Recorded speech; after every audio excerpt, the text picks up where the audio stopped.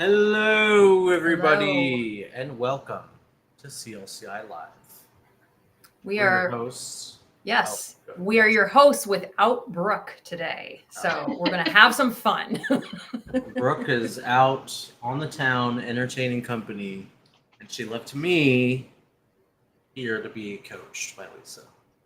Oh my Thanks a lot, Brooke. God. It's gonna be a good No, show. We're no. gonna see some coaching.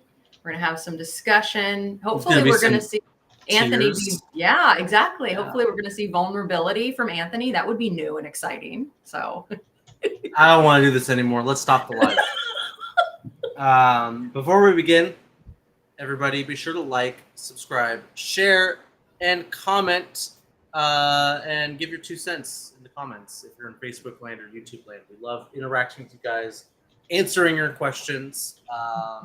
It makes the show much more enjoyable. We know there's an audience. Yes, and also subscribe again. Most important part.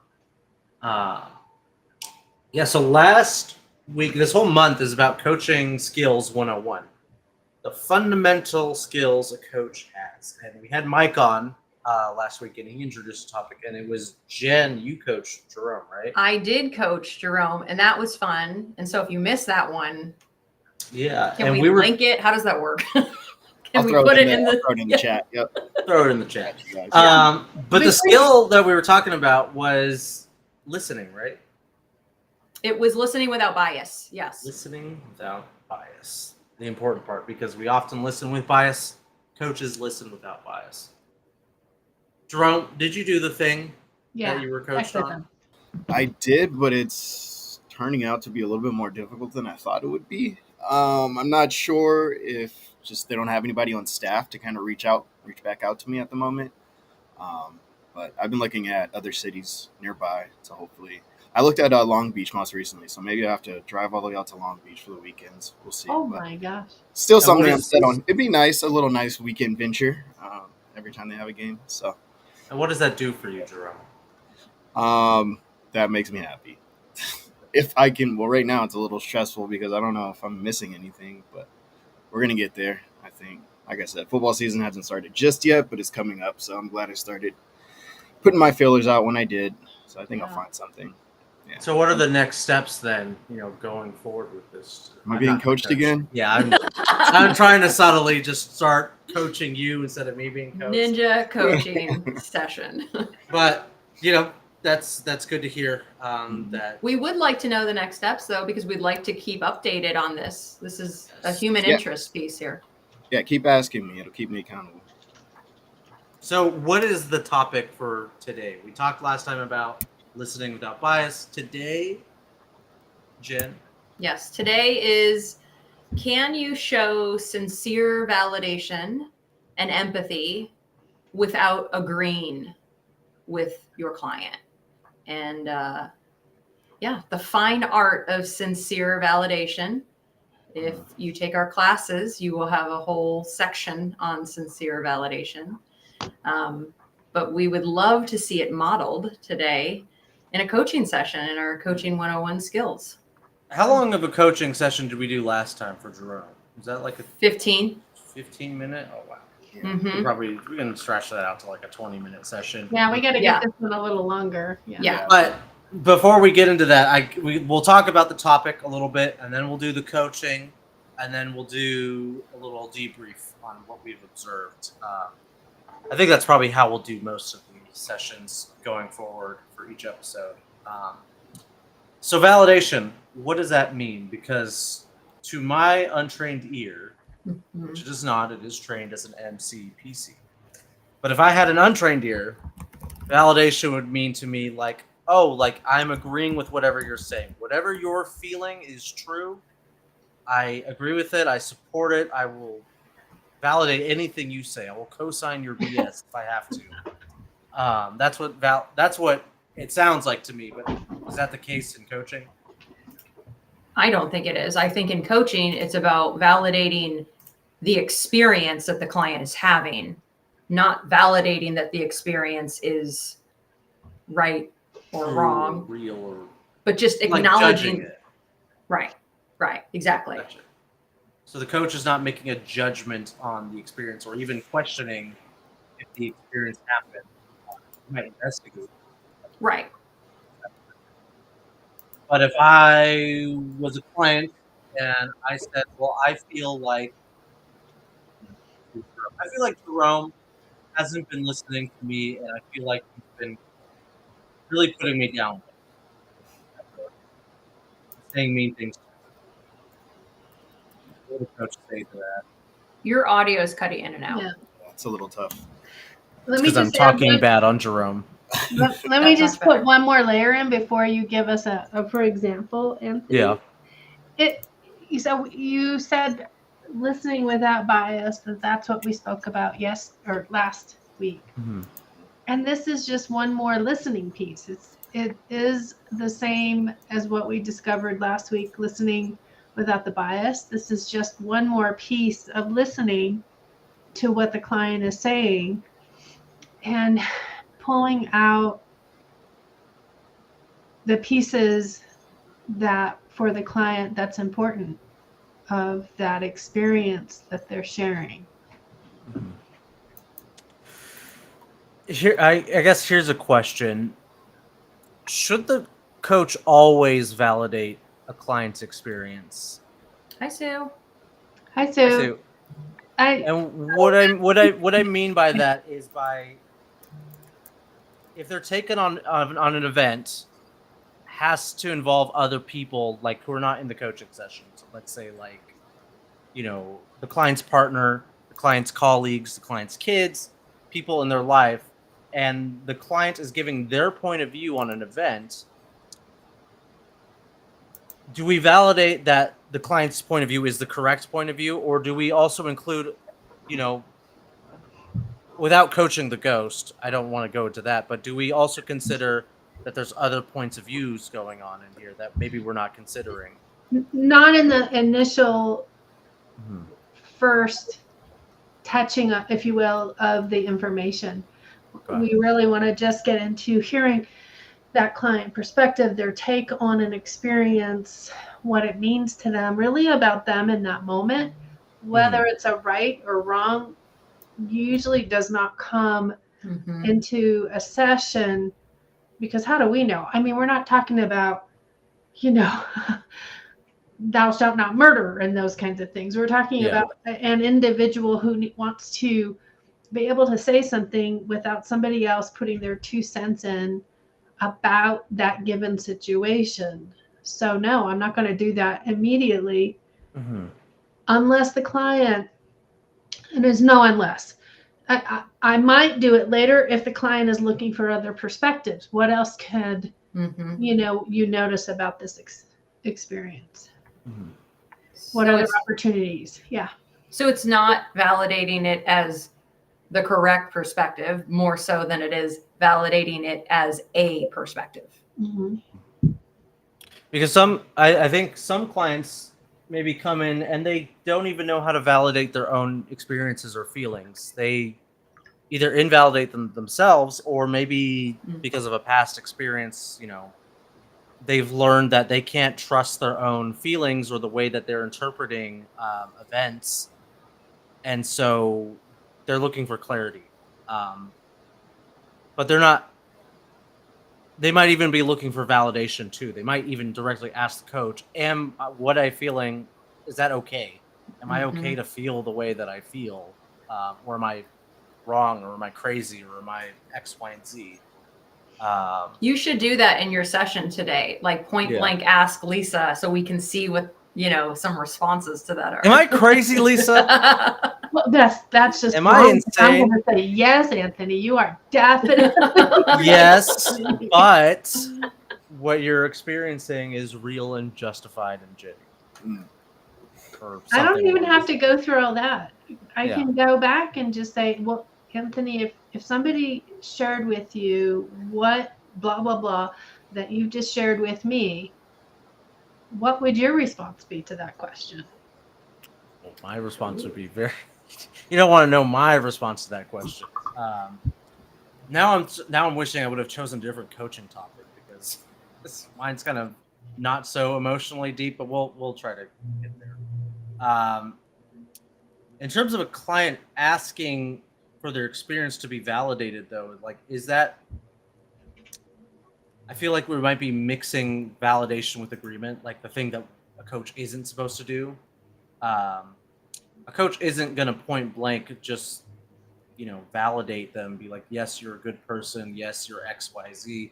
Yes, you Let's are. call that a compliment, in that sense, just to have a clarity on distinction on what we're talking about. No, I'm probably not going to compliment you unless you have good looking shoes on, like Brooke usually does.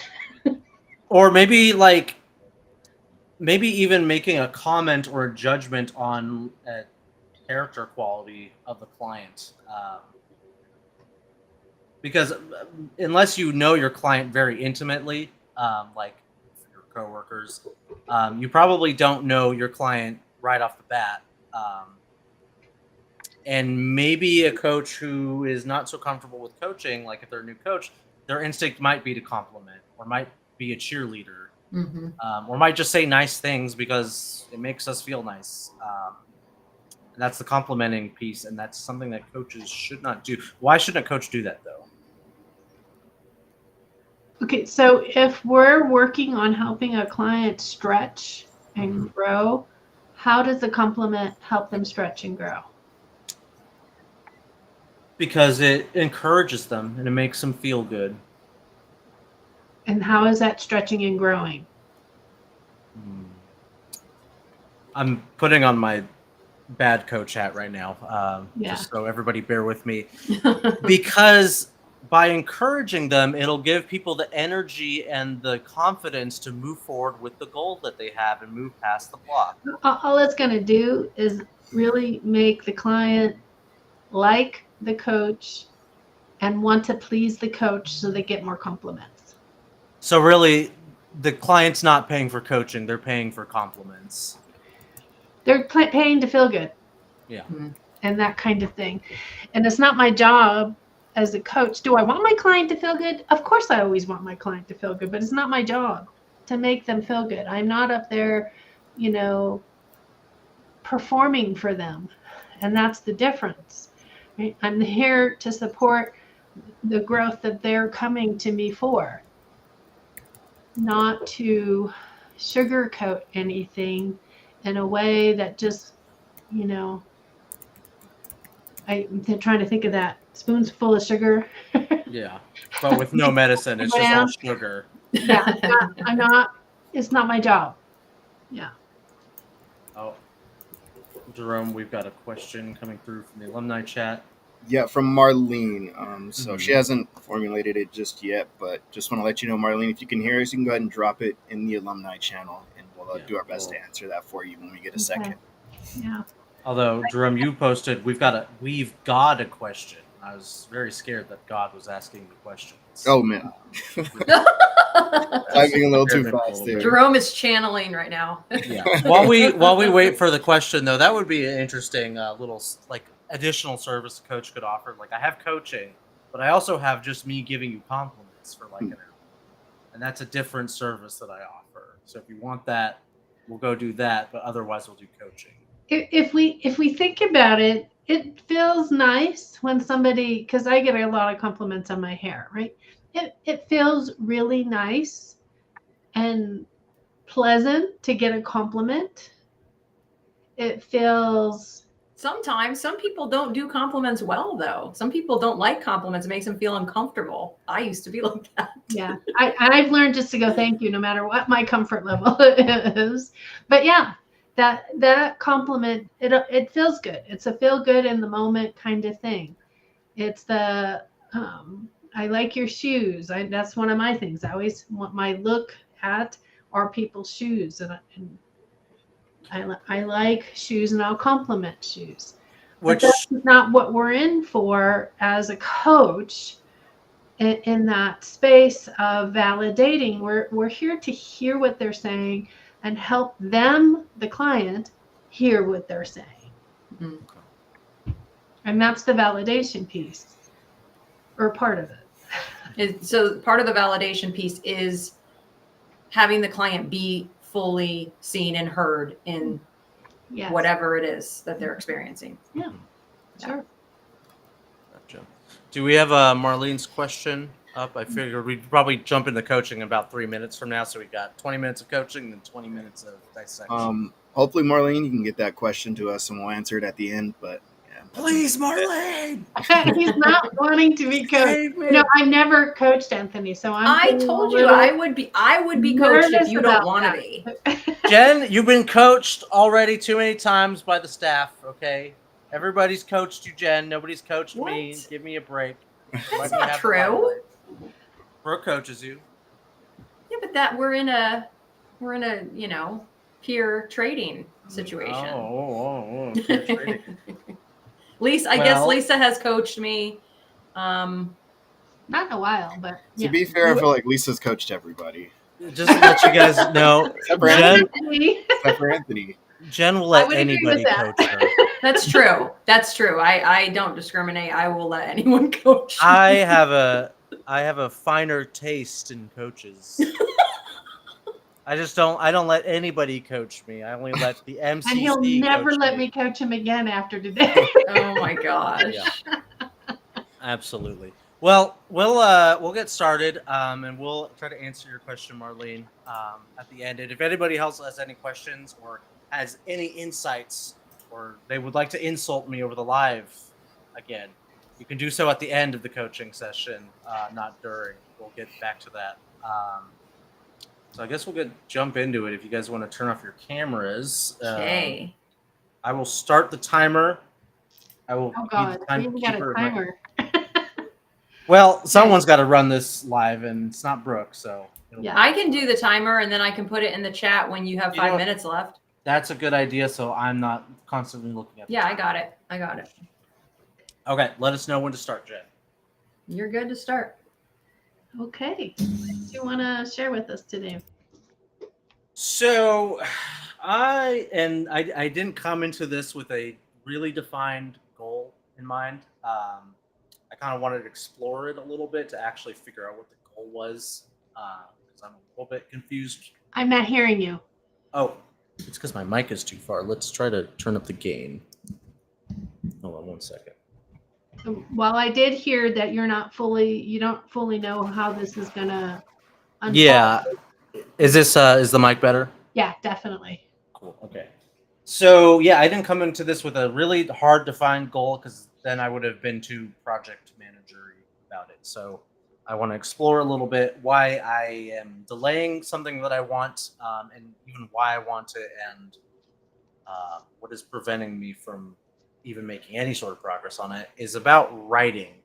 And writing for fictional writing to publish, hopefully somewhere, whether that's short stories or a novel, something like that. And anytime I start to think a little bit too hard about it or start to make plans about it, I lose motivation, and then I'm just like, what's the point? I don't exactly know why I want to write or get published, or if I even want to make a career out of it. Like, not a career, but something that makes money off on the side. And I can't even get to the point where I sit down and just start writing, because I get so wrapped up in the process and then wondering why I'm even doing this in the first place, and then I stop. So yeah, I'll let you. So when you're thinking about writing, you shared with me that you have a lot of internal things that are going on in that moment. Mm-hmm. When you think of the time that we're going to work together today, that 20-minute time period, what do you hope to accomplish within that span? I would like to get to a point where I just don't think and worry about it so much, and I just am okay with the process of writing, and that will hopefully build momentum where I've already written something. Now the easy part, I say easy part without having any experience in this, but the easy part would be for me as a, project process kind of guy, is to go look for publishers, go try to get it published somewhere, find an editor, and if whether or not it gets published is, I say right now that it's not that important, but it obviously kind of is important.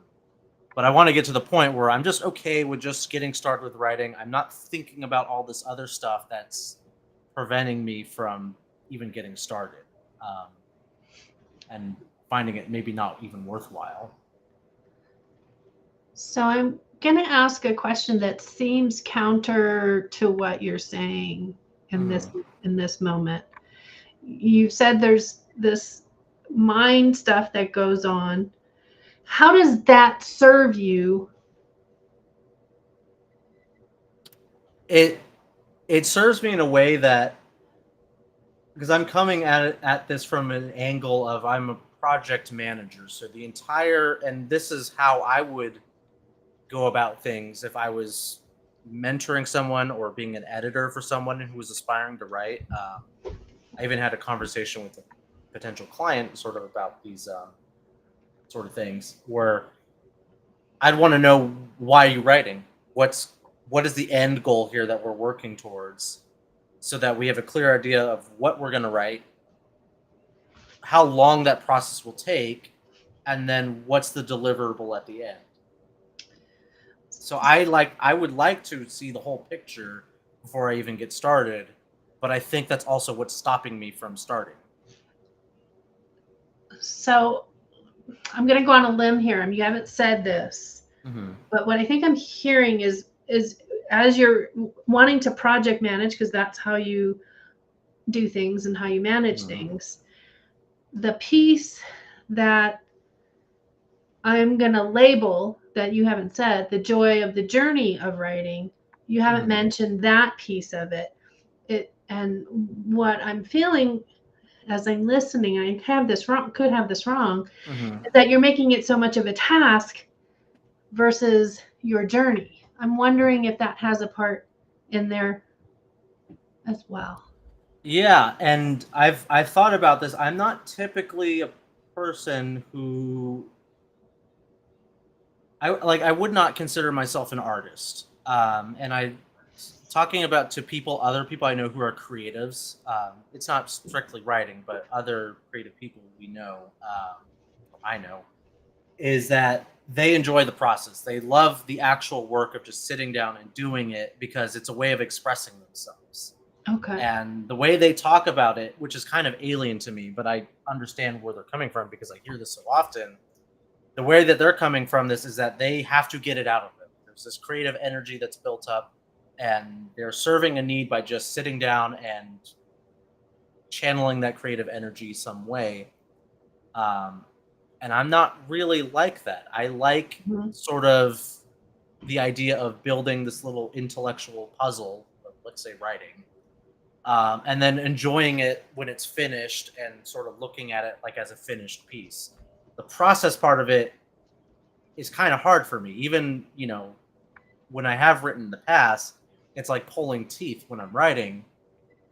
But when I'm finally finished, it's like, oh, sense of relief. I'm done. I can just sort of look at it now as a whole thing, and then maybe make adjustments and, do things with it.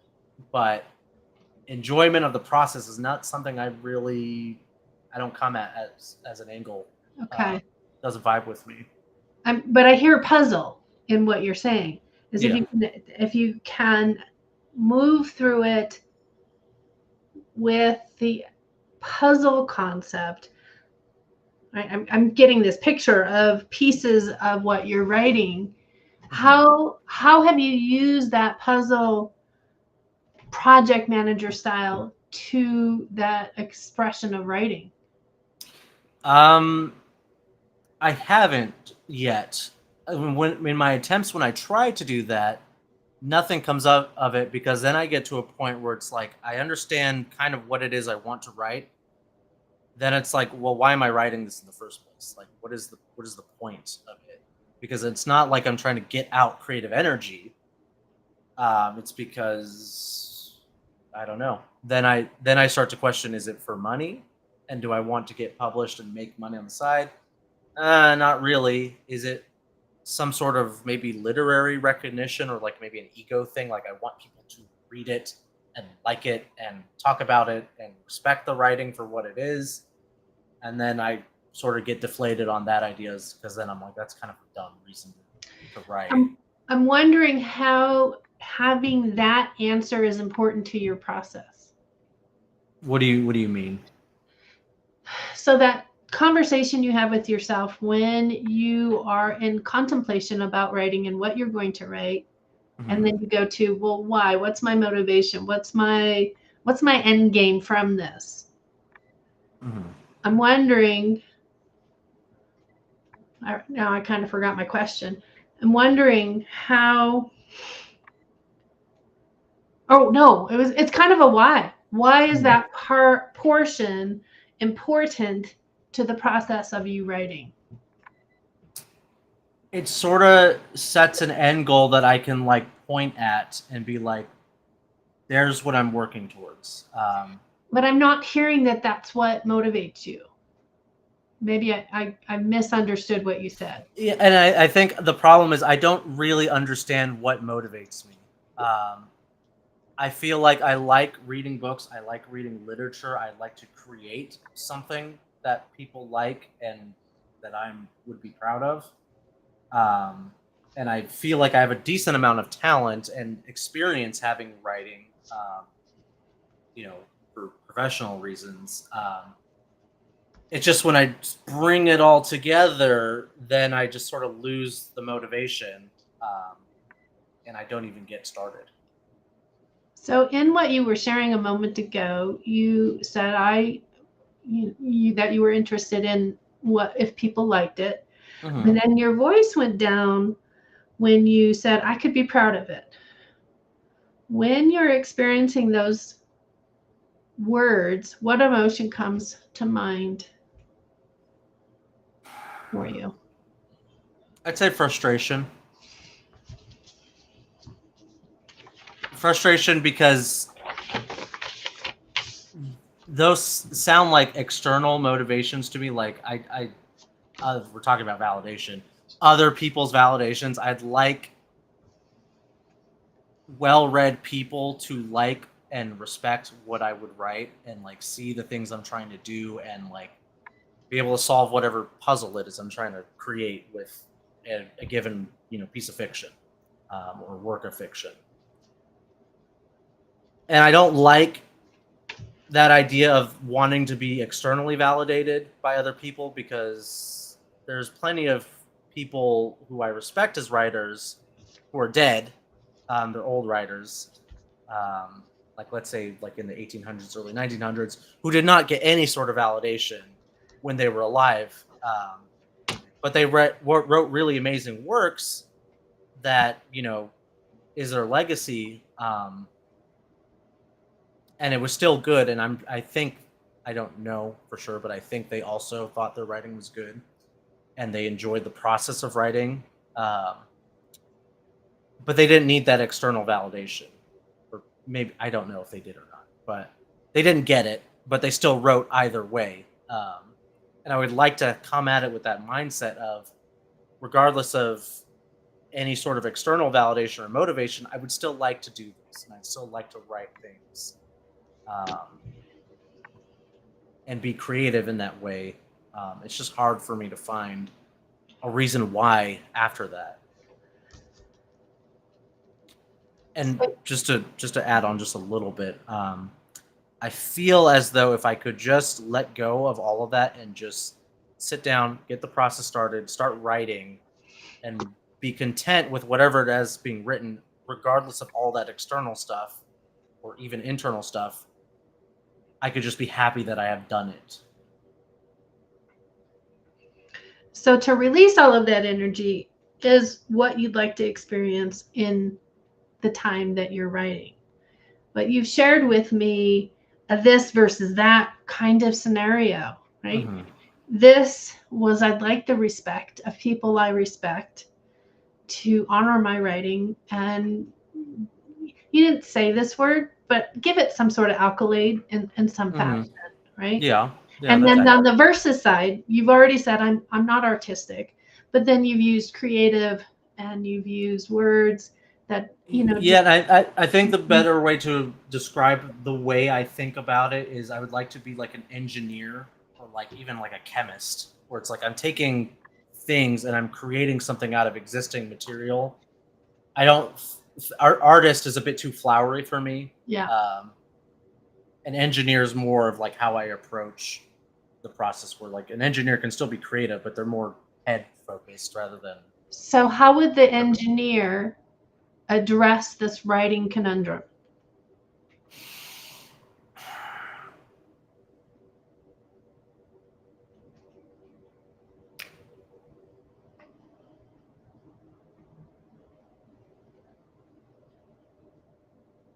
I would say probably find one externally motivated reason, even if it's silly, and maybe like don't think too hard about it. Don't like get yourself into an intellectual like sort of process about it. Find one reason that you're trying to accomplish, and then just get started. Like it's work. It's not really intended to be fun. It's not intended to be enjoyable. And if you let go of that, you can just get to work, and maybe throughout the process of working, you will start to enjoy it, and it will become enjoyable.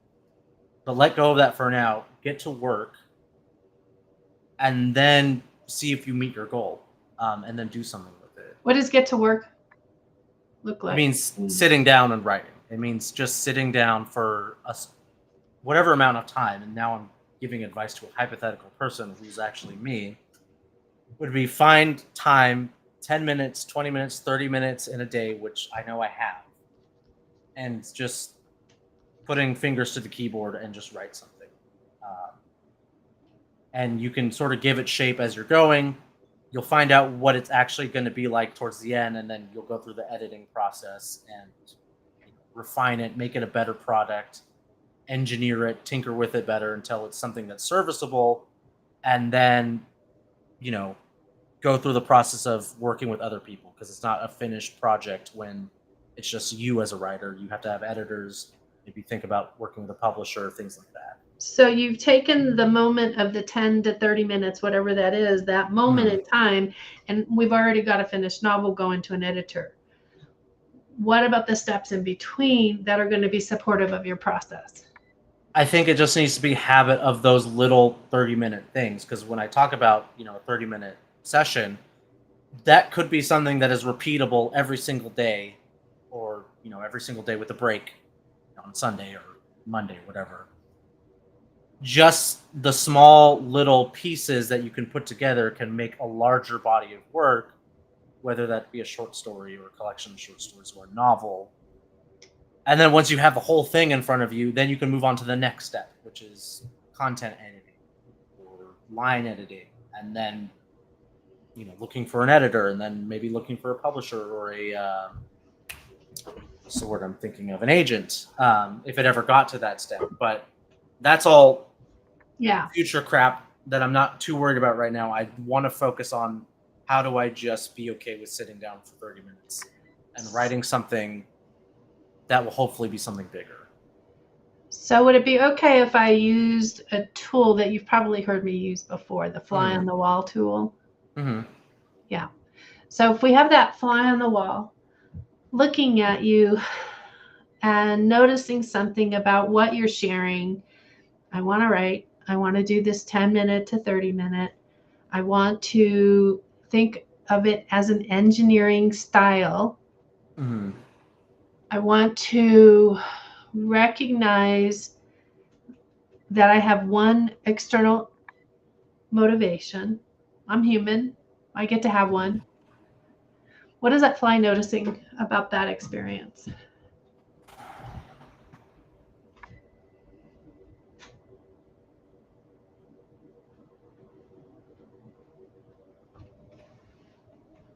I'm sort of talking out loud. What would a fly notice? A hypothetical, objective, third point of view who's watching this conversation unfold. What would they think?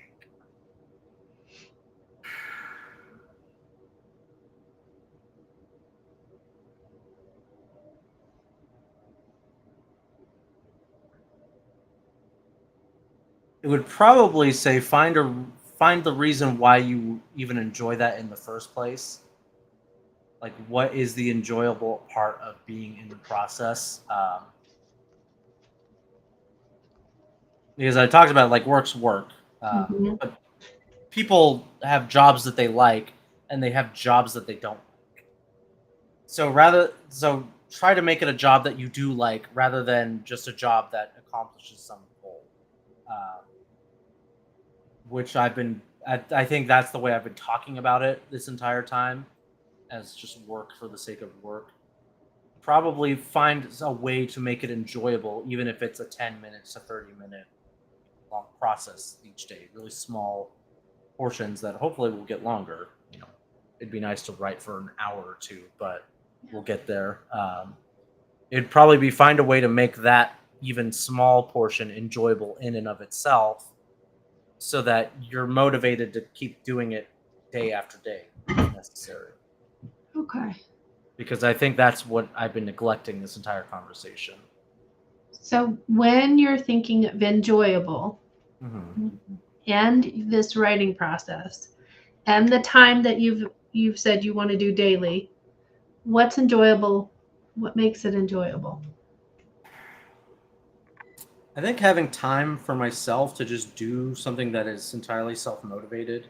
Um, as much as I love CLCI, something that's not professionally related, something that's not maybe Yeah. work related, girlfriend related, something that's not really just sort of a time waster like being on TikTok or watching YouTube or being on Reddit scrolling, that doesn't really build towards anything. It's just something that's for myself that I can do that is separate from all the other things in life, that I can just sit and work on for my own creative enjoyment, let's say.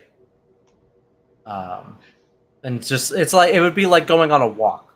I like going on walks. Maybe I should go on walks more. But it's enjoyable because it's a time that I get to have by myself that isn't really encroached on by other people or things. So perhaps looking at writing that way, um, could make it more enjoyable rather than just an extension of a job or work or a larger creative process. So the time that you feed your soul, I'm changing the words, but Mhm. it's the feeding of your soul as that engineering style Mhm. that you're giving to yourself. For you, that's what makes it an enjoyable process. Is that right? Yeah, I think so.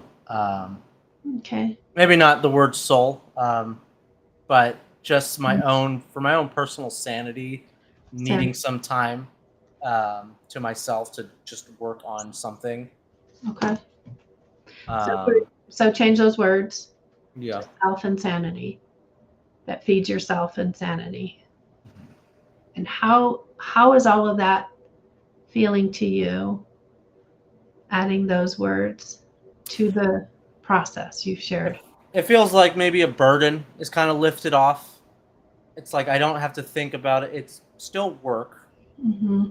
from maybe an intellectual point of view, but it's a burden of like, oh, okay, now it doesn't have all this baggage to it. It's like if going on a walk, or how other people would see going on a walk, or maybe Mm-hmm. meditating or gardening or taking some other part of their day that's just for themselves for specific leisure activity.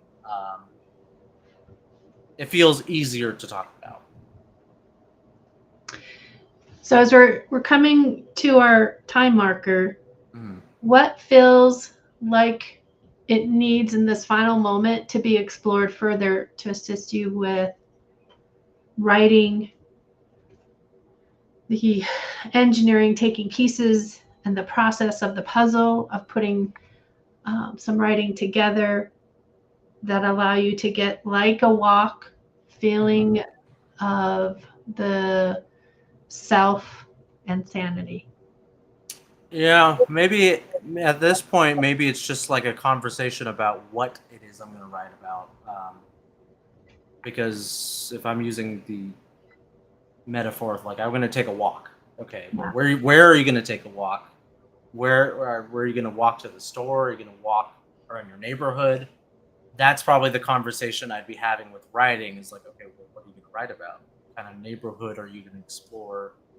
What ideas are you going to try to explore, or concepts you're going to try to, invent with the writing. But I feel like that might be a longer conversation. And if we're sticking with the neighborhood example, like, you can walk anywhere in the neighborhood. Fine. It's 5 minutes you're walking, 5 minutes you're back. If with writing, just write about anything for 30 minutes, come back, to your place, and then you can get started with the rest of your day. That probably doesn't matter so much, but if I was doing longer, hour-long writing sessions, then I probably want to explore, okay, what it is we're doing here and what it is I'm going to be writing about. But, I'll save that for another time. I think the important bit I'm taking away is just get a feel for the neighborhood again, get my legs stretched out, get warmed up, and then we can start working on longer and longer writing sessions. So I'm hearing that you are just ready to write, that you're, I'm going to throw another word you didn't say in there, attached. You're not attached to what you're writing about at this point. At some point, you want to have some sort of focus. Yeah. At some point. Because then the project manager part takes and is like, okay, well, let's make good use of our time. But that's not where I want to get to that point by doing these little writing things. I'm not ready to jump in yet. When will you start these writings? I think once I'm settled into my new place. I'm in the middle. For those of you who don't know, I'm in the middle of the move right now. There's a lot of stuff that I have to, manage and take care of until that move happens. Saturday and Sunday. Once the weekend is done, essentially, I could start focusing on maybe other things that aren't, moving. So we'll say like next Monday. Are you a morning writer or an afternoon writer? When do you write? I'd be a morning writer. Yeah. I'm already, for some reason, my body is just making me wake up super early in the morning anyways, even though I don't really want to. So I should just make good use of that time to sort of ease into the day. So imagining yourself at the new house, getting up early. Can you see where you'll be writing? Just going downstairs into the office, having some tea, having some breakfast, and then just sitting at the computer and writing. Okay, so the piece that you said that still felt undone is for another discussion. When you think of what we've talked about, where we started from and where you came from the beginning of the session, you wanted to explore on why you're delaying your writing process. Where have we come to? I think I kind of understand why I'm delaying it. Just because it feels like it's a bit of a pointless endeavor from like an objective third-party point of view, because no matter what, even if I am a very fantastic writer, which maybe not at this point, but even if I was a great writer, that all could not matter because I'll never see the actual fruits of my labor from like an external validation. Yeah. So don't worry about that and just enjoy the process and maybe making these little things that you can enjoy and maybe share with other people that are closer in my life that could enjoy it. Not worry so much about larger goals or aiming for the stars. I know some people say you should aim for, the moon so you can hit the stars. I'm not really like that.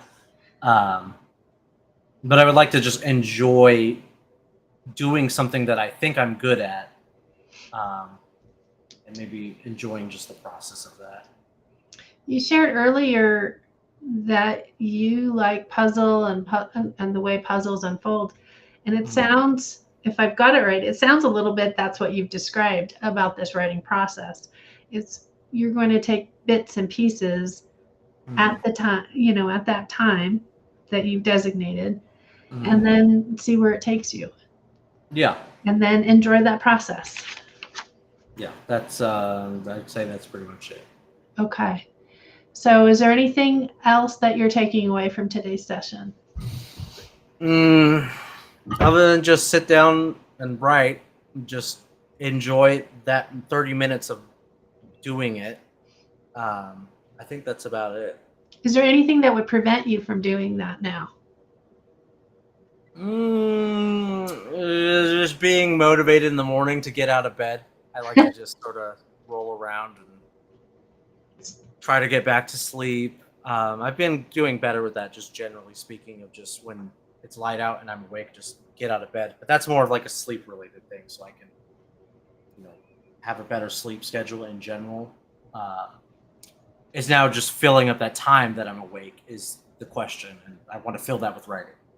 Mm-hmm.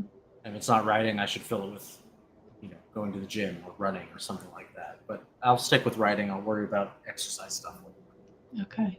And I think that'll be it Yeah. for the session. I'm going to call it now because we're getting close to the end of the live. And you're all back. Thank you, Yay. Lisa. Thank you. What did you guys observe in regards to validation? Okay, I Without took agreements. a ton of notes. Jerome, you or me first? You should, if you've got a ton of notes, go ahead. Okay, so first of all, I felt like Lisa was validating, but it wasn't as overt as you would think it would be. So like there was validation to me with her expressions. So sometimes she would smile, sometimes she would have what I called like inquisitive face or curious face, and like to me that feels very validating. So the expressions were validating. Also, when she offered language without attachment and then shifted her language based on Anthony's language, that to me was so validating. It just showed like she had no there was no like I'm an authority or what I say is right. It was just like, nope, I will just flow with my client. So that felt very validating. There was a reflection that led Anthony to a lot of clarity on the engineer approach. And then Lisa leaned into it and asked like a being question about being the engineer, or like an identity question that you could call it. So what's the engineer's approach? And then after that, she followed it up with a process question. And then it was like those two questions gave him so much clarity. And then she tapped into the emotion, which about being enjoyable. Then there was a discussion about that. And so it was just like a really nice flow. And to me, it was like, she's really listening to him. Like I started to really just feel like you were in the pocket with him. You weren't in your head, you were with him. And that to me felt validating. I will say there was a reflection you gave at the end, Lisa, where it was like you were able to name 4 or 5 things that he had said, like that it was like you had collected all these bookmarks throughout the session and you were able to recall them. And I was so curious, do you have notes, or was that actually just recalled from your mind? I have some notes, but not much. Cheater! That was She's cheating. That was impressive. That was like a really deep reflection through each, little bit that happened through the session. I found that to be incredibly validating. And then I love the part where you asked him about the vision and when he's going to do it. And Anthony, your face, you took this deep inhale and you had this like micro expression of fear on your eyes. It was like, so great. now I have to like actually say something live. So good. And I then think Lisa, oh yeah, go on. Lisa kept you in the vision for a few more questions to like be with you in that. And so I thought that was extremely validating. And I just want to say, if for any reason you want a morning writing accountability or competition, I would be down for that because I would also like to write in the morning. So I'm just saying it's available. We'll Okay. see about that. That's about it for me. My comment from because I wasn't trying to like look for moments that Lisa was validating. I was like trying to stay focused on the coaching. Mm-hmm. I think it felt like a natural conversation. Mm-hmm. It felt very smooth. It wasn't like, oh, I'm in a coaching session now. I have to like think about my coaching client answer. The validation part is probably more subtle than the client realizes. And if it's done right, the client won't even really notice it. Like, I guess for myself, I didn't really notice it. If it was done incorrectly, like if Lisa was like, "Oh, but I know you're a good writer. You've written tons of stuff for Right. CLCI. You seem to, that's what you like doing," then I would have like been taken out of it. But yeah, I think it felt very smooth, and I just didn't notice. It was just no speed bumps really, for myself. And there's gonna be some engineer who watches this and be like, "That's not engineering. That's not like it at all." And I'm just trying my best. Jerome, you posted, and it doesn't matter because they weren't the client at that moment, right? It's my metaphor. I can Right. do with It what is I your want. metaphor. Absolutely Look, Sue right. wants in on the writing party. Yeah. I love it. Oh boy. Gonna get a We club gotta do it. pretty soon. We'll see how I do with accountability. I'm already struggling in some other regards. Jerome posted the question. Yeah. This was from who? What was her name again? Let me go back and I think the question can be addressed in many ways. Like, I'm a couples coach and I have couples come in angry with each other because that's. Oh, so yeah, the question is then, I'll read it. What would you do in a situation that a client expresses intense feelings of anger towards a political candidate, and the candidate he hates, his wife loves it? From Marlene. So, I guess what do you do in that situation? So with a client, A client expresses intense feelings of anger towards a political candidate that the wife loves. I'd say let them express that. I don't know if this is in a. I don't think I'm hearing it correctly. Sorry. Yeah, So I'm not sure if this is in a 2-person client coaching session or in a 1-person solo session. The way What I'm hearing is controversy. Somewhere in there's controversy, whether they are opposite of their client or however that is. And in that space, I have no party affiliation in the client's moment. Yeah. That is not my space, not my time. And if for some reason it goes beyond, for me personally, moral and ethical and a place where I cannot operate as a coach, then it's up to me to not coach and just say, this is not a, this is beyond my scope of practice or something along that line, that it doesn't have anything to do with the client, that it's more on me, and that I'm not able to coach. Also, to tie it into today's theme, even if it's couples coaching or individual coaching, doesn't really matter. Validate the anger. Yeah, absolutely. You are feeling angry this way. What is it about that makes you angry? Let's explore and validate this a little further. Or do you want to explore that anger? Yeah, do you because want to that's what I'm confused about with that question. If they're saying they're opposite of that other person or not. I mean, it's just really, yes, you can, if you can put your biases aside, that's what we're talking about, biases, put your biases aside and just really get into coaching behavior and mannerism and mindset, then just get into coaching. And if that situation has nothing to do with the actual normal coaching, personally, I would invite it to have space if the client wants it to have space. So I would point blank say, is this something you want to spend time on today? Or do you want to focus on something else? So I would leave it as an open invitation, because if I keep moving forward with what our goal is and have blinders on to what that client just said in that moment, I'm not there with them. I'm not present. I'm not validating. I'm actually bypassing it. And so I would offer, if the client wants to explore it, and I would stay within the bounds of coaching on that conversation. And if it's a political person that I also hate as a coach, go off, King. Let's talk. Let's get into it. Yeah.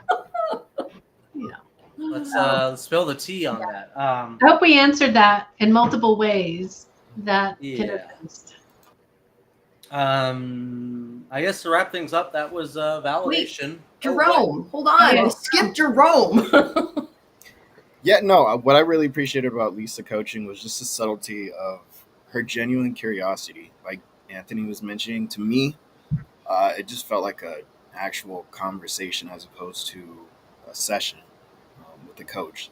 So I think the way that Lisa kind of wrapped that into each one of her, the way she phrased things, I could just, if she asked me questions the way that she was asking Anthony questions, it would keep me from getting out of my head because I'm not asking myself, you know, is what I said making sense? Did that, is this okay to say right now? I think Lisa, again, just really subtly was just genuinely curious, which would give me comfort in answering that question, and again, gives me that validating piece that I think is important to continue that session. So, Agree. Good job, Lisa. Yeah, thank you, Lisa, and thank you, Anthony. That was super fun. Thank you, Yeah, Anthony. exciting. We got Next to see week. another side of you. That was. I Now know. we're gonna have to What follow we're gonna up. do. We're gonna be asking about it. You and Jerome are, you've we've exposed got some more yourselves. work So to do. We've got more We don't work. want to scare him too much because he won't. I'm volunteer. gonna be sick next Tuesday. I can't.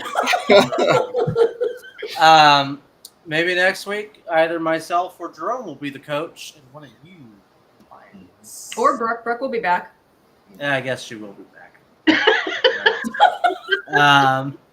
Okay, thank you guys all for tuning in to CLCI Live. Be sure again to like, subscribe, share, comment, and if you want to be validated as well, take Coaching 101 and Coaching 102.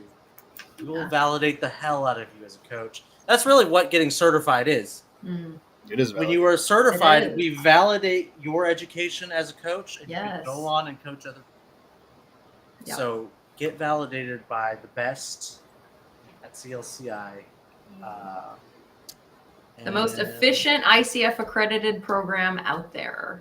Yes. Yes, we are. True story. Yeah, and give us a call if you have any other questions, if you want to talk about registration, if you want to be validated yourself. Oh my god. We might do that. Depending on if Depending you're who nice. answers the phone. If you're nice and you're not a rude person, we'll probably stay on the phone with you a little longer. All right, we'll see you guys next week.